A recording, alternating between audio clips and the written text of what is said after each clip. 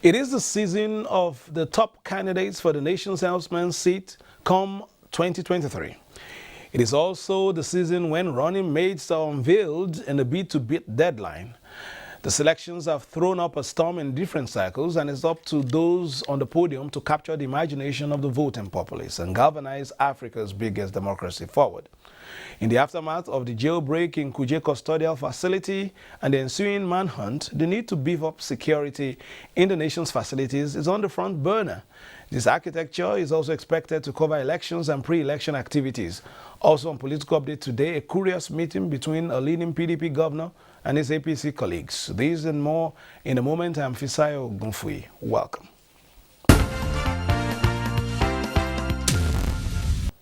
Last week, the Labour Party unveiled the running mate of its presidential flag bearer, Peter Obi. He is Senator Dati Baba Ahmed, Pro-Chancellor of the base universities. It is a combination the party hopes will convince the electorate to give the party a chance at the center. Presidential candidate of Labour Party Peter Obi is satisfied with his choice of running mate, considering his age, which will make him more productive. With the team building a productive structure that will focus on agriculture, Peter Obi and his running mates have a message for Nigerians. We must ensure that this country is secured, this country is united, and this country is productive. We are committed to turning all those vast land in the north into the oil of the future. Cannot afford not to be part of the movement to rescue Nigeria. I believe in the greatness of Nigeria. I believe there will be peace and prosperity. Stakeholders are not only impressed with the choice of running mate, but want Nigerians to make a bold step and take advantage of this combination to chart a new course in 2023. It's no longer business as usual. The time of the people has come. The people's movement has come. It's going to move the country from being a consumption country to a production country. The youthful and energetic Yusuf Baba Ahmed was elected senator to represent Kaduna North Senatorial District in 2011 after serving as a member of the House of Representatives. The academician who established Base University in 2011 is an alumnus of the University of Maiduguri. Perhaps the political story of the week is the confirmation of former governor of Borno State, Senator Kashim Shettima, as the running mate of APC presidential candidate Asiwaju Bola Ahmed Tinubu by the candidate himself in Daura. The presidential candidate of the APC, Asiwaju Bola Ahmed Tinubu, was accompanied to Daura by Governor Aminu Bello Masari of Katsina State, Youth and Sports Development Minister Sanda Dare, and other close associates. His engagement with President Muhammadu Buhari lasted more than 1 hour 30 minutes behind closed doors. Asiwaju Bola Ahmed Tinubu, who spoke to newsmen shortly after, said a wide range of issues were discussed with the Nigerian leader, including the choice of his running mate for the next general elections. The only one that was in place as a replacement we thought today, and there be already an announcement to replace him fully with a substantive, The substantive one. Kashim Shettima. I have not discussed with him. I've disclosed it to you since I've disclosed it to the president. Why Kashim Shettima? No, that's because he competent, capable, reliable, and able.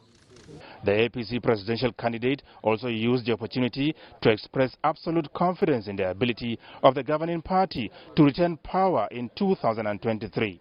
Inshallah, we're going to win. Why are you so confident? Because we are a progressive party. We have the focus on Nigerian problems. We face the challenge squarely. We are not running away from it. We have a better program for the people and about the people and ready to serve. Within a short period of time, there will be a good foundation on infrastructure. We face challenges of terrorism, we know that. It's only, a poor thinker and observer will not recognize the challenge. But once you recognize the challenge, you can prepare yourself very well to tackle it and defeat it. And that is what our party is all about. And just before we go to the interview segment, the Progressive Governors Forum says its members are willing, able, and ready to work assiduously towards ensuring that the governing APC records victory in the next general elections. The forum described as false insinuations that the governors are not happy with the choice of Senator Kashim Shettima as the running mate to the presidential candidate of the party, that is Asiwaju Bola Ahmed Tinubu. And Kashim Shettima is one of Nigeria's finest, and we believe he brings a lot of value to the presidential ticket. So we are quite pleased, and we pray that his formidable capacity will complement the capacity, the well-known capacity, formidable indeed himself, of our presidential flag bearer. And Nigerians will be convinced that this is about the best team that the parties in this 2022 primary season have produced. We have not met as governors for anyone to say governors are not happy. Maybe one governor is not happy or two individually, but I don't think there is anything like that. And in any case, our loyalty is to the party. Whoever is the running mate, we are going to rally around him and ensure that our party wins. We must win. The whole objective of being in this party is to save Nigerians from the bad governance of PDP, and we are united in that quest. Are you happy with the choice? Of course, yes. Of course, it's a collective decision. 22 governors will deliver 22 states because they have done very, very well. How many states are remaining? Shettima is I will say my immediate predecessor. He was the chairman, immediate chairman of the Northern Governors Forum, who handed over to me. And as a matter of choice, it's the discretion of the candidate to choose his deputy or the vice. And anything the candidate does is in the interest of the party. So ours is to work for the party and by God's grace, deliver the party at the main election.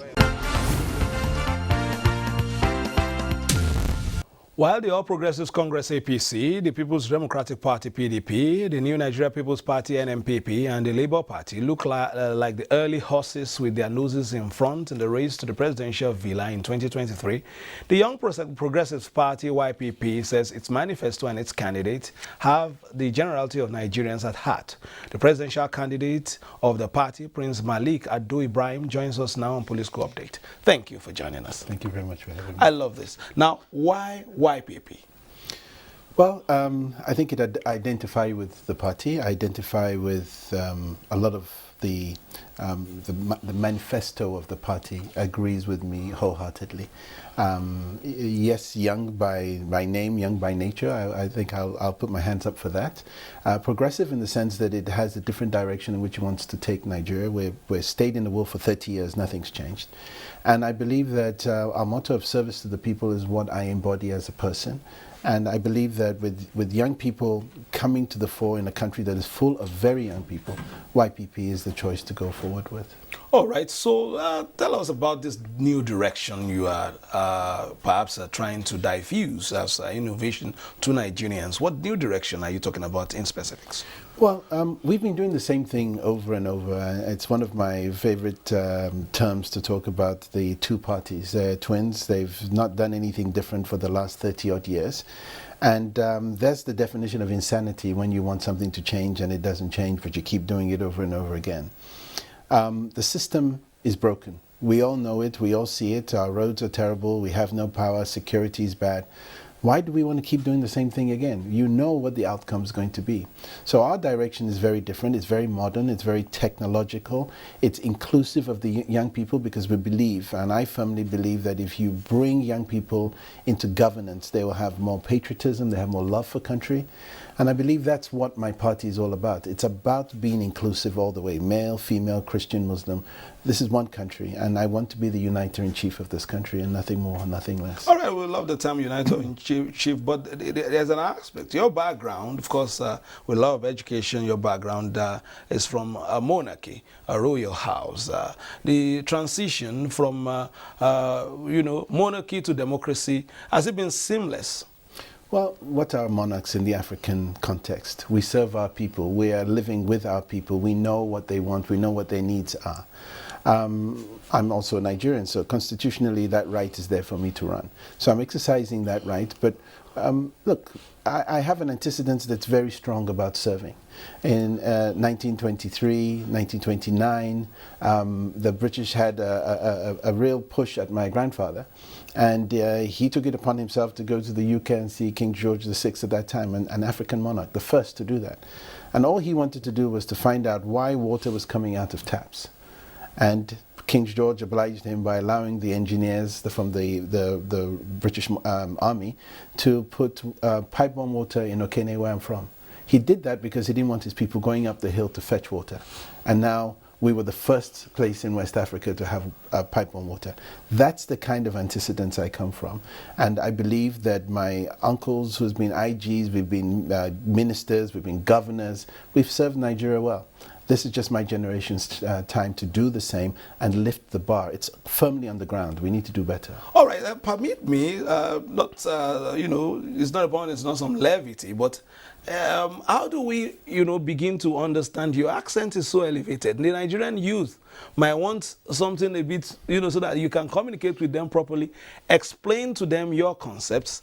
You've enjoyed the best of education and all that, but have you been able to interest them in this project? Well, let me say this. We don't want a president in Nigeria next. That is for older people to want to aspire to. My ambition is to be a president. You hear that being said all the time. We need a leader. And what is a leader? A leader knows. A leader shows. And then he lets his people follow him. And what I've come to understand about what we're missing here is leadership that is energetic, it's young, it's visionary, it sees what it wants for its people and brings it back. Look, everybody wants to go abroad and learn and enjoy life in foreign lands, and because that's the land of milk and honey. I've been educated there, and I want to bring what I've learned back home.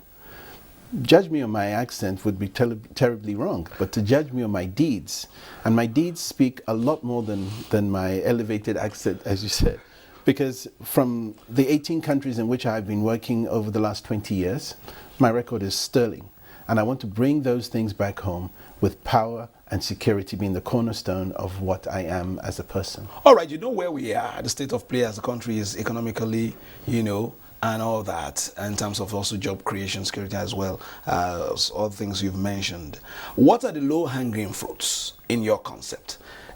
For instance, Nigerians were to give you the opportunity, a chance at the center. What will you be doing, in the first 1 or 2 years to let us know that this new way of thinking is working?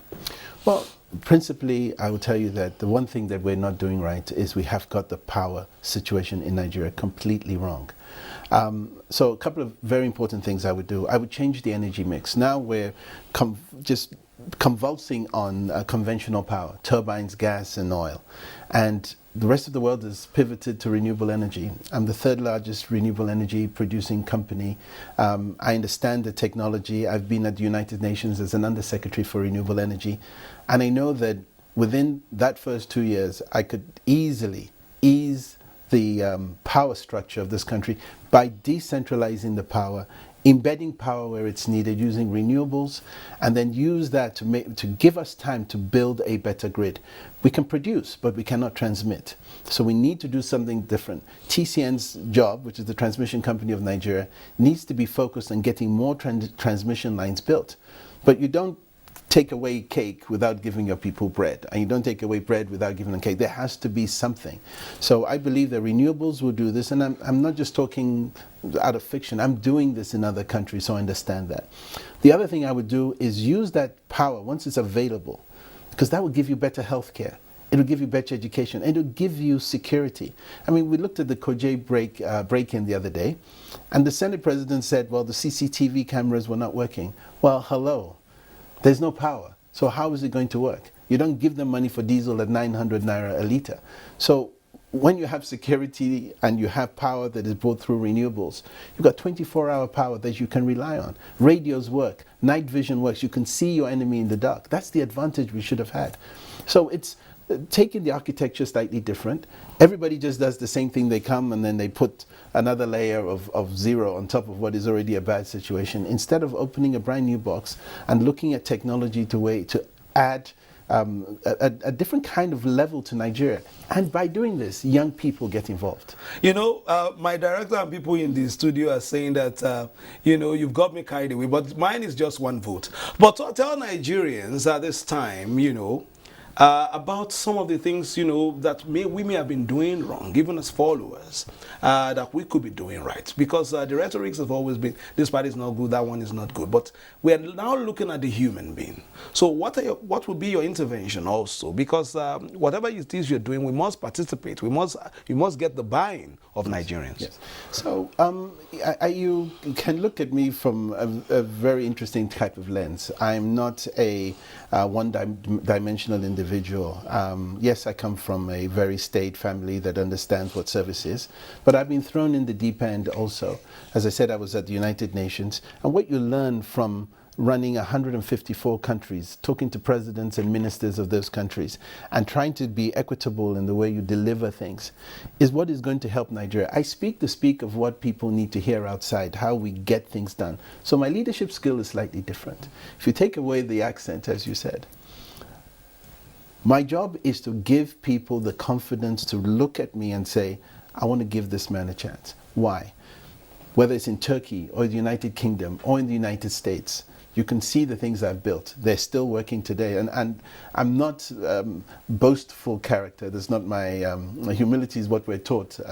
It's probably not the right thing to be in this political race for because you want to show off. But I can show demonstrably what I've done.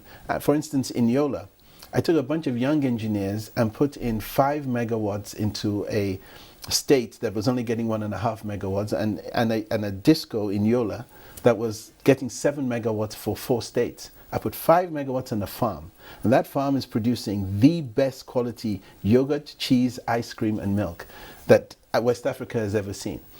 We launched that last Thursday, and people couldn't believe that in the middle of a barren land, everything was working. The young people that were there that worked with me on this project are rock stars, the Nigerian stars of the future. And I want to make and build more of those things and get Nigerian young people back to work. All right, let's take just this one. In an intriguing meeting, the Rivers State Governor, Nyesom Wike, some days ago received 3 APC governors from the southwestern part of the country in Port Harcourt. The governors, Babajide Sanwo-Olu of Lagos State, Oluwarotimi Akeredolu of Ondo State, Kayode Fayemi of Ekiti State, and before their arrival, the former governor of Ekiti State, Ayo Fayose, was in a meeting with the governor. The governors entered into a closed-door meeting with Governor Wike, but details of their deliberations were not made public. Speculations are rife. However, on the mission of the state governors, considering the seeming estrangement that developed between the governor, that is Governor Wike, and some political actors within his party, that is the PDP, after the presidential primary. And then before we go, a bit of labor issue. President Muhammadu Buhari says enough is enough to striking lecturers of universities. We've shown the government and the leadership that you don't like what they are doing. But enough is enough. Don't hurt the next generation, for goodness sake. So those of you who have friends that are teachers, persuade them to go back to classes so that our children can resume their educational pursuit. The members of this forum would like to assure you that we'll work very, very hard to ensure the success of our party. We have all reasons to work hard, and we are confident that with what you have helped us achieve in Nigeria, as we go around Nigeria to campaign for our party under your leadership, we have a great story to tell. We believe Nigerians will trust us, and Nigerians will appreciate that, even where the outcomes are less than what we had hoped, that we have done well. You have done well, and we are very, very proud of you. All right, I hope you've enjoyed Political Update. Before we go, let's get the final words from our guest, Prince Malik Ado Ibrahim of the YPP. Your final words to Nigerians on today's program as we move very closely. Of course, there is a hurdle, an off-cycle election later on this week, but after that is a home run to the 2023 general elections. What will be your word now from the podium to the people? I think it's very simple. Judge the man that you want to vote for. This is not about the party anymore. We really need to start doing things slightly differently, and I believe that the man and his cerebral nature and his vision is what young Nigerians should be looking for. In fact, all Nigerians should be looking for. All right, I know that is your line on the show, and the dream is a man with an accent who give a presidential accent. That will be no accident. My name is Fisai Ogufi. Thanking you for watching Political Update today. We'll be back again on Friday for a preview of the Osun elections, and of course, we'll be right there anchoring from Oshogbo, God willing. Don't forget, as we always say, you hook on to the Nigerian Television Authority, Africa's largest and finest, where we give you the very best of news, reviews, previews, and interviews. And this is the season, so play your politics for the greater good. Bye-bye now.